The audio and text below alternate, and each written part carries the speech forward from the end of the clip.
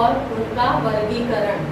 वर्गीकरण का अर्थ है भागों में जो बटे हुए हैं सारे शब्द का पार्ट मतलब भेद प्रकार बताएंगे। ठीक है, सबसे पहले आप शब्द क्या होता है इसकी परिभाषा देखिए। वर्णों के सार्थक मेल को शब्द कहते हैं। देखिए एग्जाम्पल में हमने वर्ण लिखा है पा व न। ठीक, फिर से एक बार रिपीट करना है। वर्णों के सार्थक मेल को शब्द कहते हैं। वर्ण क्या होता है? अक्षर। अक्षर को ही हम वर्ण कहते हैं और वर्ण को ही अक्षर कहते हैं। ठीक, तो यहाँ पे एग्जाम्पल हमने दिखाया है प जमा व जमा न। अब इन तीनों वर्णों को हमने मेल कर दिया, जो यहाँ पे बताया जा रहा है मेल। तो क्या बन गया मेल होने पे? पवन। ठीक, जो सार्थक अर्थ निकल रहा है, पवन का अर्थ होता है हवा। ठीक, फिर से रिपीट कर रहे हैं। वर्णों के सार्थक मेल को शब्द कहते हैं। एग्जाम्पल देखिए, जैसे प जमा व जमा न, तो इसका मेल हो गया पवन। अब दूसरा है शब्दों के कितने भेद होते हैं। ठीक है, तो शब्दों के भेद, शब्दों के 4 भेद होते हैं। ठीक, ध्यान दीजिएगा, ये परिभाषा है, ये शब्दों के भेद हैं, इसको हम लोग प्रकार कहते हैं। ठीक, पहला है आपका उत्पत्ति के आधार पर, दूसरा है रचना के आधार पर, तीसरा है आपका अर्थ के आधार पर, फिर चौथा है आपका प्रयोग के आधार पर। ध्यान दीजिएगा, सबसे पहले परिभाषा जरूर ध्यान दीजिएगा कि शब्द का निर्माण कैसे होता है, कैसे इसकी परिभाषा होती है, कैसे इसकी पहचान होती है। ठीक, तो ये जब आप जानकारी करेंगे तो उसी तरह से फिर भेद की भी जानकारी होगी। आपको लग रहा होगा ये है क्या, तो जैसे संज्ञा सर्वनाम क्रिया विशेषण पढ़ते हैं, इसके सारे पार्ट पढ़ते हैं, इसी तरह से इसका भी क्या है, पार्ट है, भेद है। ठीक, इसके अंतर्गत हम क्या क्या चीजें पढ़ते हैं ये हम आपको बताएंगे परिभाषा के साथ। तो फिर से ध्यान दीजिएगा, शब्दों के भेद, शब्दों के 4 भेद होते हैं। उत्पत्ति के आधार पर, रचना के आधार पर, अर्थ के आधार पर और प्रयोग के आधार पर। तो देखिए पहला आपका परिभाषा हम बताने जा रहे हैं, ध्यान दीजिएगा, ध्यान से सुनिएगा, जो आपको समझ में आएगा तो आपका रिवीजन होता ही रहेगा और आपको नॉलेज में भी आ जाएगा। उत्पत्ति के आधार पर इसकी परिभाषा देखिएगा, मतलब इसका परिचय क्या है, पहचान क्या है, ये उत्पत्ति के आधार पर है क्या। ठीक, तो देखिएगा, उत्पत्ति के आधार पर शब्दों के 5 भेद होते हैं। इसमें जो उत्पत्ति के आधार पर जो हमने अभी हेडिंग बताया पार्ट में, इसके कितने भेद होते हैं? 5। क्वेश्चन भी बनता है इसका कि उत्पत्ति के आधार पर शब्द के कितने भेद होते हैं। ओके, तो देखिए हम दिखा रहे हैं आपको यहाँ पे तत्सम शब्द, हमने सिर्फ तत्सम लिखा है, आपको शब्द भी लिखना है। ठीक है, तो यहाँ पे बताना है आपको उत्पत्ति के आधार पर शब्दों के 5 भेद होते हैं। तत्सम शब्द, तद्भव शब्द, देशज शब्द, विदेशी शब्द और संकर शब्द। ठीक है, फिर से रिपीट कर रहे हैं एक बार हम आपको। उत्पत्ति के आधार पर शब्दों के 5 भेद होते हैं। तत्सम शब्द, तद्भव शब्द, देशज शब्द, विदेशी शब्द और संकर शब्द। ओके, अब हम तत्सम शब्द की परिभाषा बताने जा रहे हैं आपको। तत्सम शब्द का परिचय या परिभाषा, वे संस्कृत शब्द, ठीक है, तत्सम जो है संस्कृत शब्द से संबंधित होता है। वे संस्कृत शब्द जिनका प्रयोग संस्कृत भाषा में ज्यों के त्यों हिंदी में किया जाता है या प्रयोग किया जाता है। आप कभी कभी साहित्य पढ़ते होंगे, स्टोरी पढ़ते होंगे, तो उसमें संस्कृत के कुछ शब्द आते हैं, तो क्वेश्चन बन जाता है कि ये पैराग्राफ दे देंगे, उसमें 2-4 लाइन लिखा रहेगा, उसमें तत्सम तद्भव के शब्द रहेंगे और आपसे पूछा जा सकता है कि तत्सम शब्द को अलग करिए। ठीक है, तो इसमें देखिएगा ध्यान से। तत्सम शब्द वे संस्कृत शब्द जिनका प्रयोग संस्कृत भाषा में ज्यों का त्यों हिंदी में, मतलब हिंदी की किताब में, साहित्य में, कहानी में ज्यों का त्यों प्रयोग किया जाता है। जैसे देखिए एग्जाम्पल है दुख, दुग्ध को संस्कृत में बोला जाता है और इसका हिंदी क्या है? दूध। ठीक। श्वास, जिसको हम लोग हिंदी में क्या बोलेंगे? सांस। निर्धन, संस्कृत तत्सम शब्द है ये। निर्धन को हम लोग हिंदी में गरीब कहते हैं, लेकिन संस्कृत शब्द है ये, तो निर्धन है। आदि और भी बहुत सारे शब्द हैं जो तत्सम शब्द में आते हैं। हमने आपको एग्जाम्पल दिखाया है। जब आप पढ़ना शुरू करेंगे तो आपको संस्कृत शब्द का विज्ञान उससे हिंदी में साहित्य में देखने को मिलेगा। ठीक। अब आते हैं हम तद्भव। ये जो आपका तद्भव है, ठीक, अभी हमने तत्सम पढ़ाया है, अब हम आपको तद्भव बता रहे हैं। इसकी परिभाषा देखिए। संस्कृत भाषा के जिन शब्दों को सरल बनाकर, मतलब इजी हो जाता है, सरल बना दिया जाता है शब्दों को, हिंदी में प्रयोग किया जाता है, वे तद्भव शब्द कहलाते हैं। फिर से देखिएगा, तद्भव शब्द क्या है? संस्कृत भाषा के जिन शब्दों को सरल बनाकर हिंदी में प्रयोग किया जाता है, वे क्या हैं? तद्भव शब्द कहलाते हैं। एग्जाम्पल देखिएगा आप लोग, जैसे तद्भव शब्द है, ध्यान दीजिएगा, दांत लिखा है ना, घी लिखा है, खेत लिखा है, घोड़ा आदि। अब देखिए, ये संस्कृत के तत्सम शब्द हैं, लेकिन इसको तद्भव में सरल रूप प्रदान किया गया है। इसलिए सरल प्रदान किया गया, कुछ उच्चारण करने में कुछ को प्रॉब्लम्स होती है, इसको जानकारी होती जाए कि तद्भव क्या है, तत्सम भी क्या है, जानकारी भी होगी, उच्चारण भी करना सीख गए।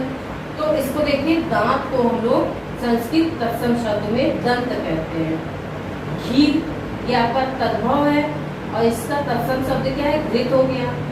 ये आपका खेत है, ये क्षेत्र हो गया इसका तत्सम शब्द। घोड़ा है, तद्भव शब्द है, लेकिन संस्कृत तत्सम शब्द में इसको अश्व कहते हैं। देशज शब्द की परिभाषा देखिए। देश जमा जा, अर्थात देश में जन्मा। जो शब्द देश के विभिन्न प्रदेशों, ठीक है, में प्रचलित भाषा, आम बोलचाल की भाषा में आए हैं, वे देशज शब्द कहलाते हैं। ठीक है, जैसे कि हर प्रदेश में अपनी अपनी भाषा है, लैंग्वेज है, बोली है लोगों की, वो साहित्य में कहीं ना कहीं आपको देखने को मिलेगा, जो देशज शब्द के नाम से जाना जाएगा। हम कुछ एग्जाम्पल आपको दिखा रहे हैं। लोटा, ठीक, जो कि भोजपुरी लोग भाषा में लोग बोलते हैं लोटा, हम लोग भी बोलते हैं इसको, तो ये देशज शब्द है। ठीक। थैला, चारपाई आदि। नेक्स्ट देखिए, विदेशी शब्द। जो शब्द हिंदी या संस्कृत में नहीं है, बल्कि अंग्रेजी, अरबी, फारसी आदि विदेशी भाषाओं से हिंदी में आए हैं, वे विदेशी शब्द कहलाते हैं। कहने का मतलब ये है कि जब हमारा भारत देश गुलाम था, उस समय बहुत सारे विदेशी हमारे भारत देश में आकर के अपना कब्जा जमा लिए थे और धीरे धीरे वो अपने हमारी भाषाओं में अपनी भी भाषाओं का प्रयोग करने लगे, और आज भी हम लोग उन भाषाओं का, शब्दों का प्रयोग करते हैं। तो जो एग्जाम्पल आपके सामने दिखा रहे हैं, इसको ध्यान से देखिएगा, वे विदेशी शब्द कहलाते हैं। फिर से देखिएगा, विदेशी शब्द, जो शब्द हिंदी या संस्कृत में नहीं है, ठीक है, न तो हिंदी में है न तो संस्कृत में जानकारी कराते हैं, बल्कि अंग्रेजी, अरबी, फारसी आदि विदेशी भाषाओं से हिंदी में आए हैं, प्रयोग में लाए गए हैं, वे विदेशी शब्द कहलाते हैं। अंग्रेजी में कुछ शब्द देखिएगा, डायरी। कभी भी पूछा जाए अगर वाक्य में, 2-3 लाइन के वाक्यों में अगर ये शब्द आ जाए, पूछे कि इसमें कौन सी भाषा का प्रयोग किया गया है, तो अंग्रेजी भाषा का बताएंगे, विदेशी भाषा का प्रयोग करेंगे। चॉकलेट, कॉलेज आदि। अरबी में देखिए, मतलब, नकल, एहसान आदि। फारसी में देखिए, अफसोस, आसमान, जमीन आदि। पुर्तगाली में देखिए, बाल्टी, स्फीता, चाबी आदि। ये आपके सारे एग्जाम्पल्स हैं। कुछ अन्य भी बहुत सारे ऐसे शब्द हैं जो इन भाषाओं का ज्ञान कराते हैं, ठीक है, जो विदेशी शब्द हैं और अंग्रेजी भाषा में उसको प्रयोग में लाया गया है, ठीक है, उसे हम विदेशी शब्द कहते हैं। संकर शब्द, दो भाषाओं के मेल से बनने वाले शब्द संकर शब्द कहलाते हैं। ध्यान दीजिएगा, दो भाषाओं के मेल से क्या बनता है? संकर शब्द। देखिएगा एग्जाम्पल हमने दिया है यहाँ पर, हवा जमा दार, ठीक है, दोनों मिलकर के शब्द का जब निर्माण हुआ तो ये क्या बन गया? हवादार। लेकिन अब इसको हमको जानना है कि कैसे दो भाषाओं का इसमें प्रयोग हुआ है। तो देखिए, हवा जो है हिंदी भाषा का प्रयोग हुआ है और दार जो है फारसी भाषा का प्रयोग हुआ है, ठीक है। नेक्स्ट देखिए, रेल जमा गाड़ी, रेलगाड़ी। रेल जो है अंग्रेजी शब्द है और गाड़ी जो है हिंदी भाषा का प्रयोग है, ठीक। फिर से रिपीट कर रहे हैं, संकर शब्द दो भाषाओं के मेल से बनने वाले शब्द संकर शब्द कहलाते हैं। हवा जो है हिंदी भाषा का प्रयोग है, दार जो है फारसी भाषा का प्रयोग है। दोनों मिलकर के जब जमा बराबर हो गए, संधि हो गई, तो हवादार शब्द बन गया। रेल जो है अंग्रेजी भाषा का प्रयोग है, गाड़ी जो है हिंदी भाषा का प्रयोग है, दोनों के मिलने से रेलगाड़ी हो गया। तो कहने का मतलब ये कि दो भाषाओं का इसमें मेल हो गया, तो इसे हम संकर शब्द कहेंगे। दूसरा है आपका पार्ट, इसी में रचना के आधार पर शब्दों के 3 भेद होते हैं। कितने भेद होते हैं? 3। रचना के आधार पर शब्दों के 3 भेद होते हैं।